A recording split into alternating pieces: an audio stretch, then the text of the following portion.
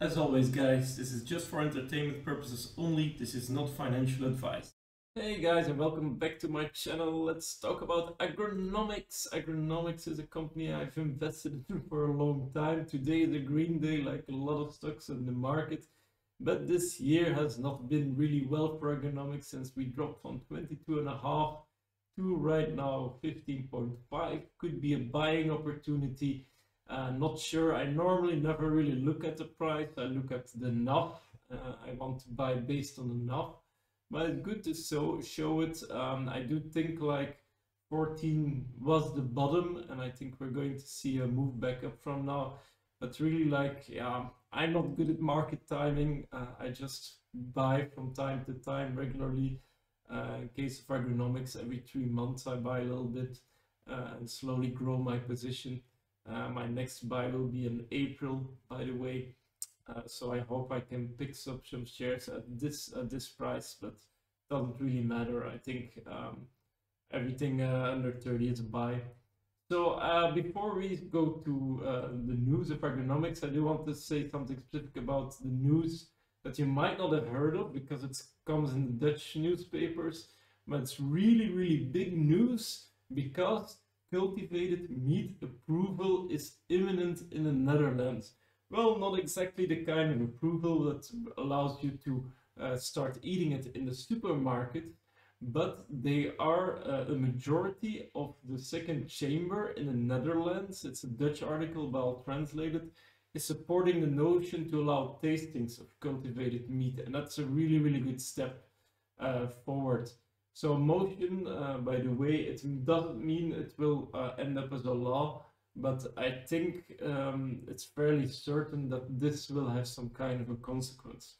So you will be able to taste some cultivated meat in the Netherlands this year, and I will be going there to taste it for sure. So they say in the article, Europe regulation that is to protect consumers is also slowing down innovation, and now the rest of the world is going to catch up with them on their own invention because the Netherlands invented cultivated meat.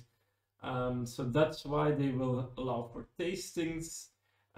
People can come on invitation, will be able to taste sausage or burger, cultivated sausage or burger, and this will actually help to perfection the taste of cultivated meat. So fantastic news. Also a lot of news for Agronomics themselves when we have a look at all the news they've been bringing out.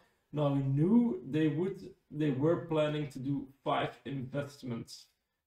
That's why they had the extra round to bring in cash last year. So we knew they would at least do 5 investments. Now I'm counting 4 here. There's actually 2 new investments here as well, and 2 of them were in companies that they already had a shares in. So one of the new ones is Onego Bio. So Onego Bio is producing egg white without chickens. Egg white contains a huge amount of proteins and is used everywhere. So this is what I'm definitely excited about. Even though, yeah, maybe not as big in news as a cultivated burger, it is a product that is really important. Chicken and egg white contain so many proteins, so that's really fantastic for people who don't eat meat, especially. And the second one is Geltor. Also, this is a much bigger company, and I remember I read that, and I even wrote it down, that they had some revenue somewhere. But now I've been looking for the source to try to display that, but I don't find anymore. So I will leave it on the Excel, but it's not much, of course. The revenue, I think, yeah, we're talking about something like 15 million per year. That's a number I've written down. What did they wrote about the Geltor? So world's first free vegan collagen for food and beverage markets using fermentation technologies, also fermentation technology, and they see it as a 7.5 billion market opportunities, and they are the first to market. I mean, why would you still use any other type of collagen if you can have animal-free collagen? I wouldn't get it if the price is the same, of course. So, and as always, I wanted to look at the numbers because I want to know how well that Agronomics has done and if its share price is currently justified by its NAV. So let's see what I've written down here. Well, firstly, let's start with the top. Super Meat, new investment in that. That's fantastic. And it's also fantastic that there was a 400% return on the original 2 million investments in over slightly more than 2 years. And it just confirms all the other numbers we had before. Every time we're seeing 100% return, 200% return. For formal we even saw 600 or 700% return. So really crazy numbers. We are growing so fast, and when you look at the last valuation of the companies, I'm counting 2021, 2020, even some of 2019. So I think the actual value of the companies in this portfolio is larger. But of course, yeah, we can only see it when there is a reevaluation event. Second one, I added Geltor, so there was a 9.5 million investment in there. So Agronomics picked up a share of 2.5%, probably because they were already quite a big company that they only got 2.5%.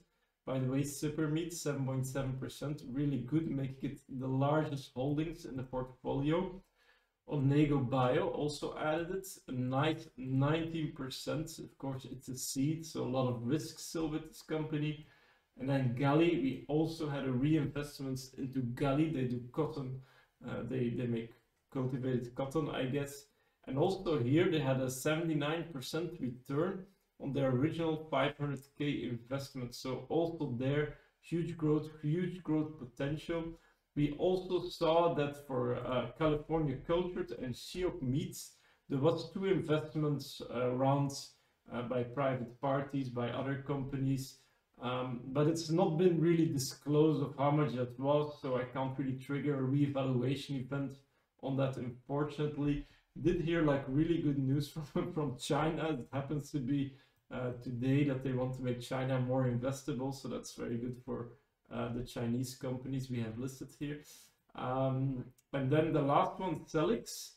There was a funding round of 4.3 million in September 2011.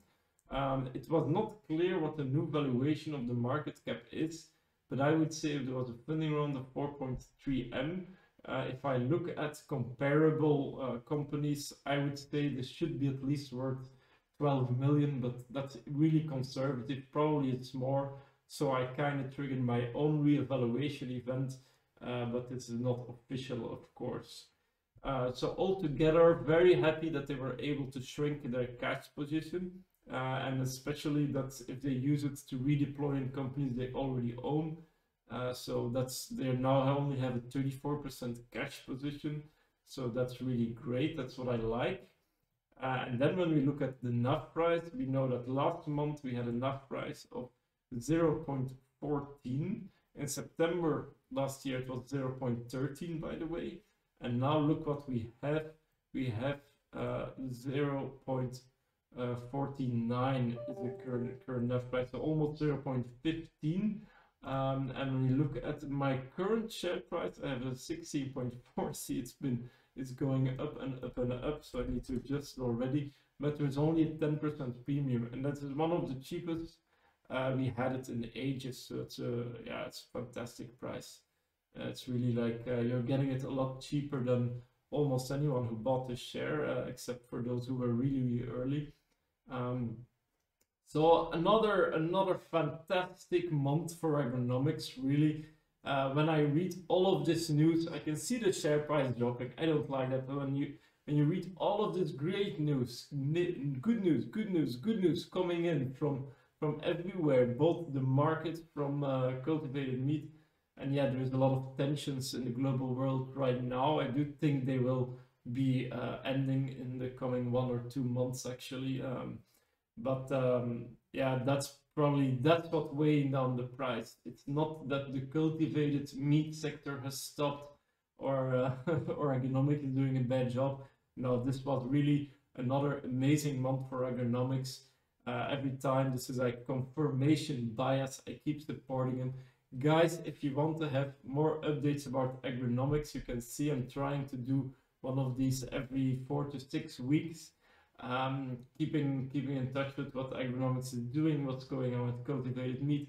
Then please subscribe to my channel, like this video, and I'll see you next time.